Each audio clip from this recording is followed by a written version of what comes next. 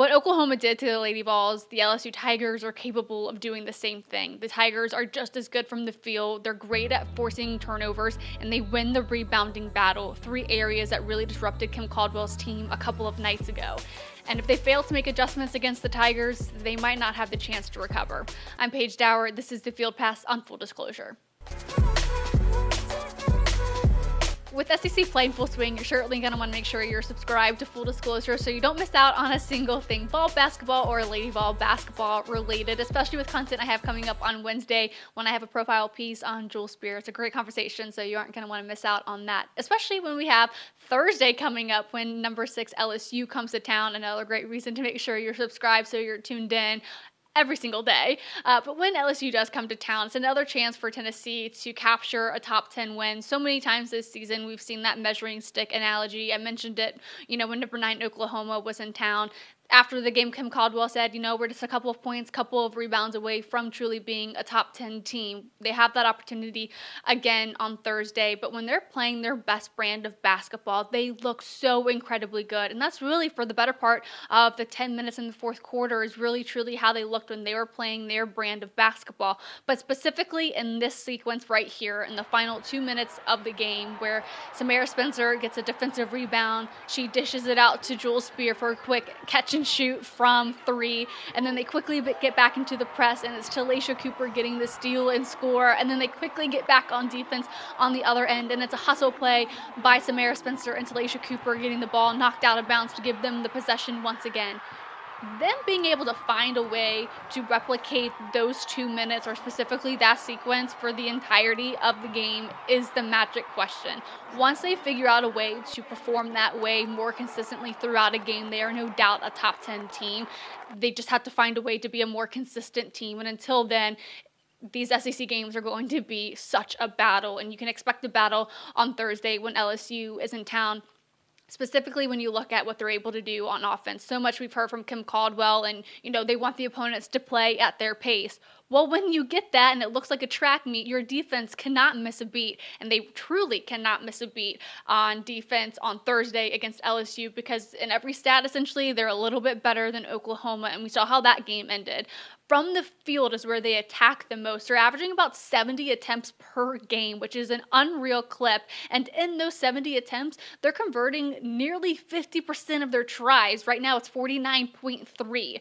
That's 8th best in the country. And then they're 34.3% from beyond the arc. Both of those a little bit better than what Oklahoma is doing. And then together, they're the 3rd best scoring offense in the country. Tennessee cannot afford to have these errors on defense like they did against Oklahoma, where they're stagnant on defense. They're not crashing where they should. They're not doing a good job of protecting the rim. And that's where we'll need to see Z Spearman, Jillian Hollingshed, even at times Alyssa Latham have got to be more physical in the post. They have to do a better job of protecting the rim, and they have to get into those spots faster. We saw Oklahoma absolutely gash Tennessee to the tune of 30 some odd points when it comes to those fast break point opportunities. LSU is a great team in transition as well. And when you look at what makes them so successful, Kim Caldwell will note there's no holes to this team. There's talent everywhere. So they definitely need to be on their P's and Q's on Thursday. Yeah, they do a great job of just getting to their spots. They're just incredibly talented at all positions. I mean, they can just go hoop. And so that's hard to guard in itself. And then they do a really good job of just getting downhill, getting to the rim. They play together. They share the ball well. So it's going to be a full defensive effort for us if we want to have a chance. The other area where Tennessee will certainly need to be more competitive, if not win the battle, comes to turnovers. LSU is a great team when it comes to forcing opponent turnovers. Against Arkansas, they forced 34 turnovers. Against Auburn, they faced 20. That gives them their 17th win on the season for a reason. That's why they're number 6. And it's kind of a weakness that Tennessee had against Oklahoma. I mean, they had 31 turnovers, and Oklahoma cashed it in for 20 points. You cannot have that against LSU, and that's the exact key to the game. What I think could prove a win or a loss for the Lady Vols is if they do well in the turnover battle, because as Kim Caldwell will note, she says, if we cannot win the turnover battle, that might be a hole we can't dig ourselves out of at the end of the game like they almost did against Oklahoma. And that's really what killed us our last game was our turnovers, and they were silly turnovers. They were rush turnovers, trying to play a little bit too fast. Just really sparked Oklahoma, and they went on that run, and we could never really recover. And if we do that again this week, it's going to get ugly quick, and we won't be able to recover against LSU. The other key to the game against LSU is Tennessee absolutely needs to rebound better. That probably was something that hurt them the most against Oklahoma when they had their Sooners, Reagan Beers, down in the post, just absolutely dominating on the defensive glass, and Tennessee really didn't even have a chance. Part of the reason why they were so unsuccessful in their efforts on offensive rebounds is because they were so inconsistent in their effort and their ability to get to their spots quick enough and to crash the glass on defense. So it just ended up being such a lopsided effort on offense because of what they maybe were doing on defense, or they were rushing those possessions so quickly. Against LSU, they have to be a lot more methodical and intentional in what they're doing on offense and on defense. LSU is a team that averages 49 rebounds per game. That's third best in the country. They out-rebound their opponents by 16.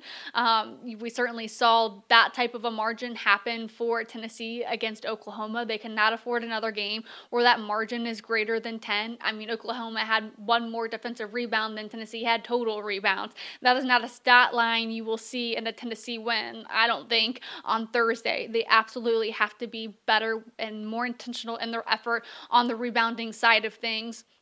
I think that'll, again, be another really big key to the game. I think the biggest key probably will, be the ability to win the turnover battle and convert those turnovers to points. I hope and expect Talia Cooper to have a big game in that aspect, but it is a massive matchup for Tennessee on Thursday when they have another top 10 opponent come to Thompson-Boling Arena. And hey, another chance to get another top win in the country and hopefully bring them back up a little bit in the polls. But again, make sure you're subscribed so you don't miss out on the Jewel Spear conversation on Wednesday and for the post-game report on Thursday. And we'll have a lot more coming up on Tennessee basketball after they take on Florida later tonight. I'll talk to you guys later this week.